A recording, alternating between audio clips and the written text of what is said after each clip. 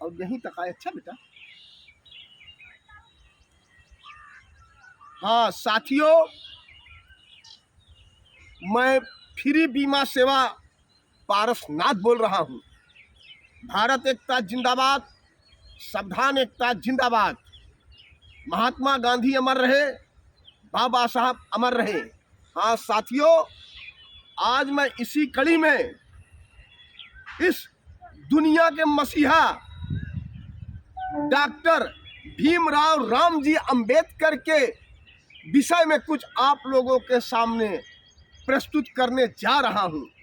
साथियों, जैसा कि आप लोगों को मालूम है कि डॉक्टर भीमराव अंबेडकर जी का जन्म 1991 ईस्वी में रत्नागिरी इलाके महाराष्ट्र में जो पड़ता है वहां पर हुआ था।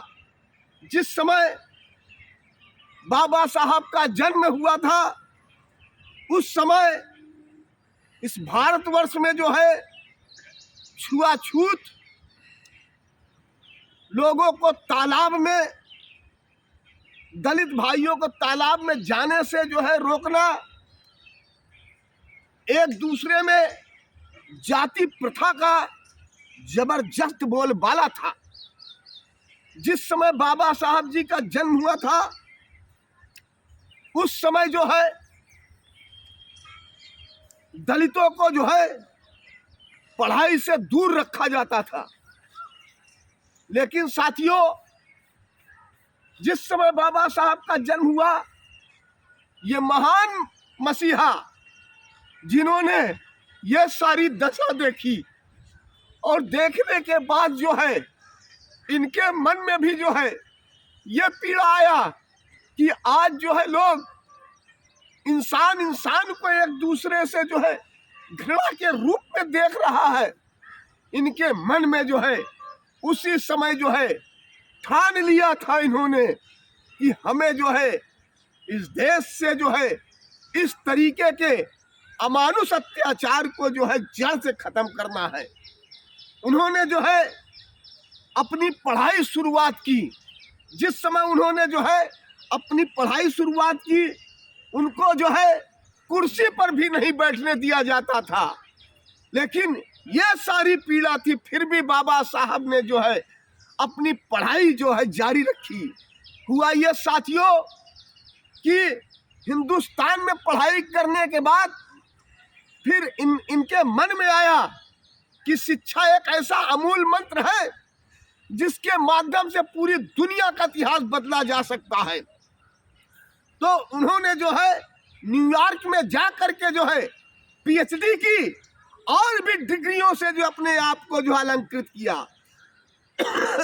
फिर उसके बाद जो है उन्होंने जो है इंग्लैंड में जा करके जो है वकालत की शिक्षा ग्रहण की और उसके बाद फिर वो जो है इंडिया में आकर के जो है उन्होंने देखा कि इस तरह से अमानुषता भारतवर्ष में है। उन्होंने अपना एक संगठन खड़ा किया और संगठन खड़ा करके जो है इन सब अत्याचार के खिलाफ जो है उन्होंने अपना एक अभियान छेड़ दिया। और वो अभियान का परिणाम ये हुआ कि आज पूरा भारतवर्ष जो है उससे आनंदित है। लेकिन जिस समय पंडित जवाहरलाल नेहरू के नेतृत्व में जो है कैबिनेट का गठन किया गया था, उस समय बाबा साहब जी का नाम नहीं था। लेकिन उस समय महात्मा गांधी जी ने कहा था कि आपने जो है बाबा साहब जी का नाम न लिख करके बहुत गलत किया। तो महात्मा गांधी जी के दबाव में जो है बाबा साहब का नाम भी जो है कैबिनेट में जो है अंकित किया गया।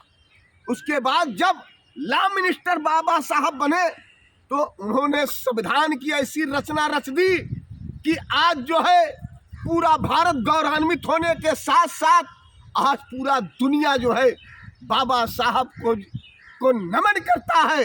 तो मैं साथियों बताना चाहता हूं कि ऐसे महापुरुष जिन्होंने मनुष्यों को जो है 3 चीजों से नवाजा है। उन्होंने कहा शिक्षित हो, संगठित हो, संघर्ष करो।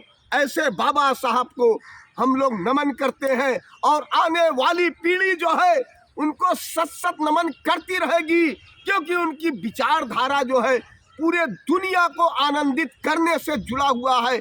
इसलिए साथियों, मैं अपने विचार को समाप्त करता हूँ। अहिंसावाद जिंदाबाद।